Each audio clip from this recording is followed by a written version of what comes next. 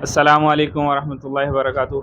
आज हम रुमान भाई के पास आए हैं, इनसे हम सवाल पूछेंगे। जो लोग ये सवाल करते हैं कि हमारे ऊपर जादू हो गया, कि ये जादू किसने करवाया है, इसके मुतल्लिक पता किया जा सकता है या नहीं किया जा सकता। जो पता करके बताते हैं, क्या वो सच बताते हैं या वो अपनी तरफ से बातें बताते वालेकुम अस्सलाम वरहमतुल्लाहि वबरकातुहू।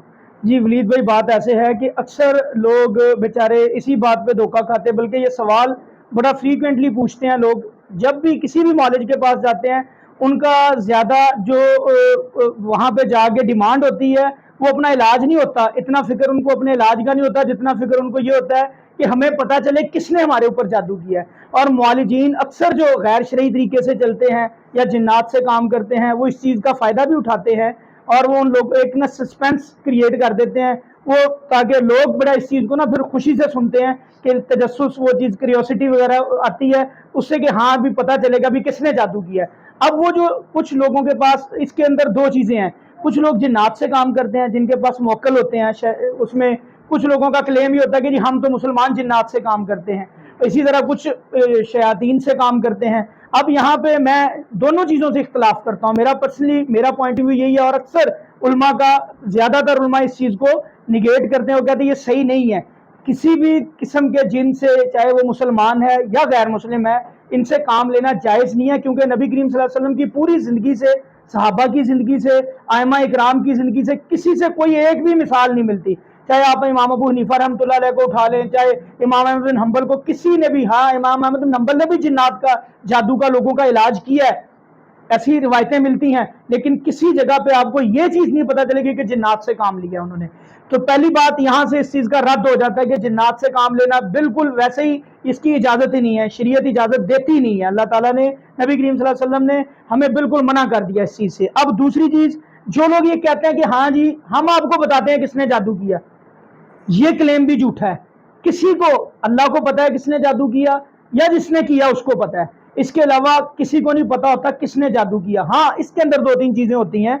बाज़ औक़ात हम अल्लाह से बार बार दुआ करते हैं कि अल्लाह ताला मुझे दिखा कौन मेरे खिलाफ है, कौन मेरे ऊपर बार बार जादू कर रहा है, कौन मुझे परेशान कर रहा है। उसमें बाज़ औक़ात अल्लाह ताला की ज़ात रहनुमाई कर देते हैं। जैसे नबी करीम सल्लल्लाहु अलैहि वसल्लम पे जादू हुआ, लुबैद बिन आसम ने किया।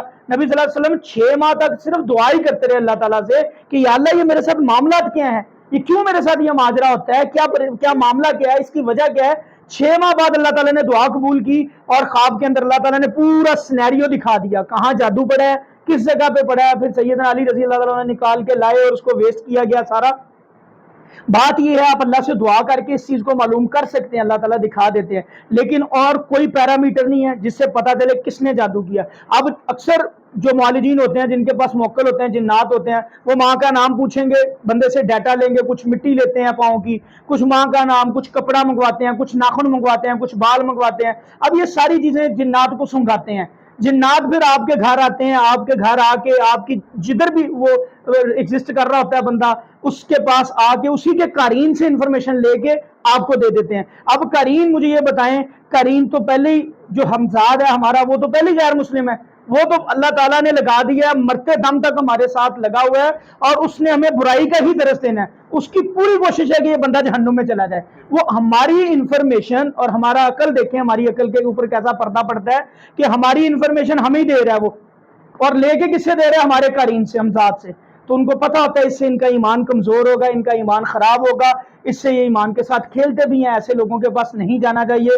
नबी करीम सल्लल्लाहु अलैहि वसल्लम की हदीस भी है कि कहान और नजूमी के पास मत जाओ, मत अपना हिसाब किताब करवाओ, इस चीज़ से रोका है। हाँ, इसके ऊपर हम एक इंशाल्लाह अलहदा प्रोग्राम रखेंगे, मैं आपको इसमें बताऊंगा कि अलामत क्या होती हैं, जादू की अलामत क्या है, नजर बद की क्या है, असेबी मामलात, ये चीज़ें क्या, उसको इंशाल्लाह डिटेल में डिस्कस करेंगे, जिससे बड़े आराम से एक आम इंसान जो कुरान और हदीस का बहुत ज़्यादा इल्म नहीं रखता, इंशाल्लाह जब वो हमारे चंद आसान सी अलामत में आपको गोश गुजार करूँगा, सारे साथियों के जो भी हमारे सुनने वाले हैं, इंशाल्लाह उससे बड़े आराम से पता चलेगा कि वाकई ये तरीका है और उनको अंदर वो एग्जिस्ट करती होंगी जिसके अंदर जादू है। जैसे अब आपको बुखार चढ़ता है, मलेरिया होता है, आपको पता चल जाता है ये बुखार है, ये जी सर्दी लग रही है तो ये मलेरिया है, ये इस चीज़ का अटैक लग रहा है बुखार का।